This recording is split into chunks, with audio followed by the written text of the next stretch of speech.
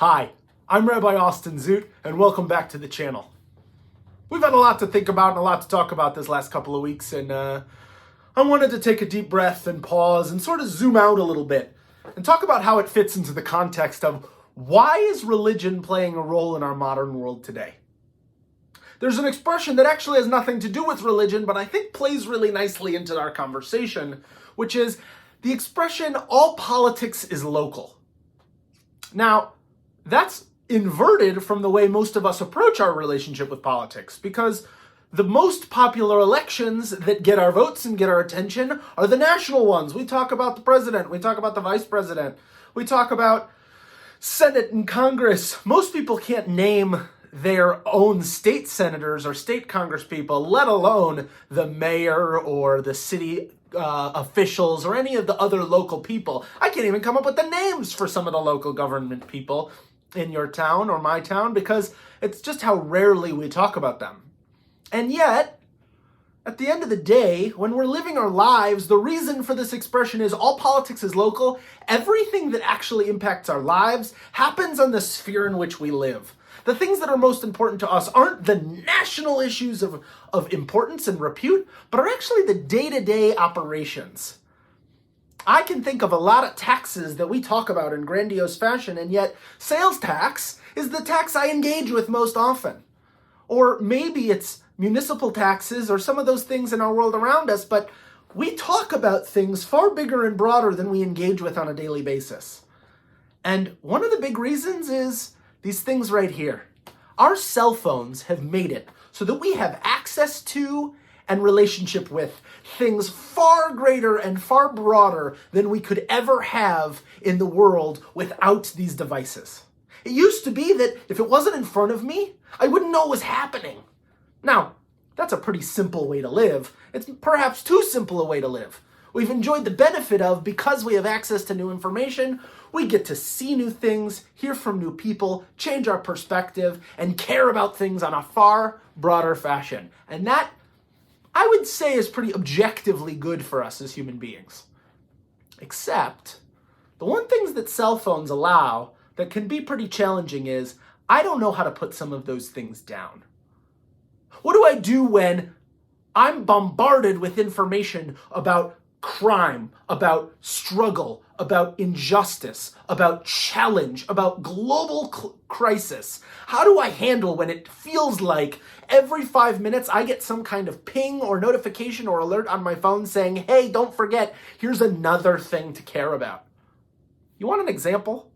This week, we've been talking about the gender of M&Ms. Now, the issue of gender equality, of the way we treat trans members of our community, the way that we accept and care for people, that stuff is legitimate, it's valid, and we need to be talking about it. I don't want to undermine any of that. And yet, the way we're choosing to engage with it is by talking about the injustice of how we depict coated chocolate candies. Now, I think most people would agree this is not the most effective form of social justice work we can be doing. And frankly, let's change the shoes on the brown M&M and move on. But what it shows is that we as a community can get so easily hijacked by the attention and the focus that other people choose for us. No, I did not expect this morning to be talking about the importance of the gendering of candy. That didn't seem like something that deserved a YouTube video. But what it does indicate is that so often we, by way of our phones, don't get to control what we care about, what we talk about, and how we engage with the world. It feels like it's forced upon us. And that is really hard, and that is really challenging. So, what does religion have to do with any of this? Because no, I don't think religion has much of a helpful answer as to whether or not the yellow M&M should identify with one gender or another. I think it should identify as delicious, and let's move on. But what I do think is that religion helps give us a space of grounding. Religion helps to tell us there are unknowable things in our world. Our cell phones seem to tell us the opposite. Our cell phone tells us you're one Google search away from understanding anything. You're one text message away from communicating with anyone. And while that's somewhat true, religion comes in and reminds us the most profound things in our universe might not be knowable. I can't Google why things happen. I can Google that things happen. I can't Google how to understand my relationships in a meaningful context. I can text them and work on those relationships, but there's a lot of spiritual work that goes into being a healthy and well-adjusted human being.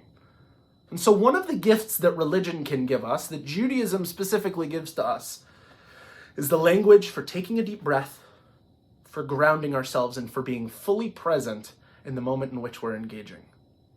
Yes, there's a whole world of things to know. Yes, there's a whole world of things to investigate, and we should know the things we can, and we should investigate the things we can. But let's not lie to ourselves. Let's not pretend that the whole world is just a click away. And instead, let's embrace all of those spaces and all those times where it's okay to not know. It's okay to sit with our feelings. It's okay to ponder and question and doubt. How often have you had a thought that you worried that if you vocalized or asked about, you would be considered less than or insensitive? Because everyone should know that, right?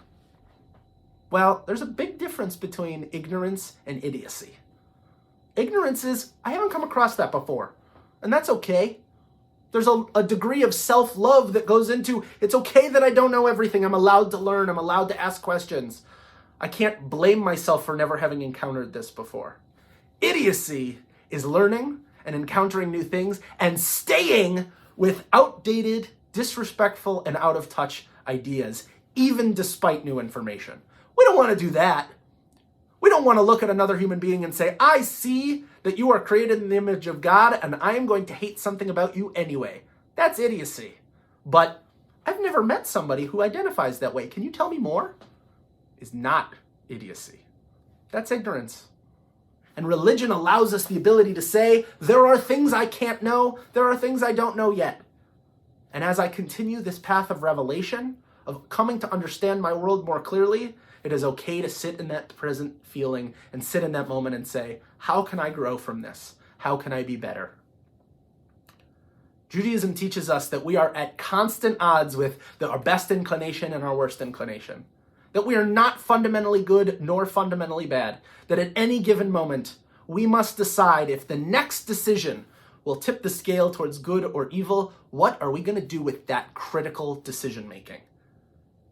And part of what we have to do is be fully present in making those decisions. We got to put our phones in our pockets sometimes, or dare I say, turn them off and leave them in the other room. And we have to sit and acknowledge, I can do some reflection. I can give myself some growth. Now, the irony of having this conversation on the internet is not lost on me. You're watching a YouTube video talking about how we should disconnect some more. And so my challenge to you, my action item for this conversation is stop this video in like 10, 15 seconds and just sit. Give yourself 10 to 15 minutes to just be present and think about what matters to you, what issues need your attention, where should you be putting your emotional stake?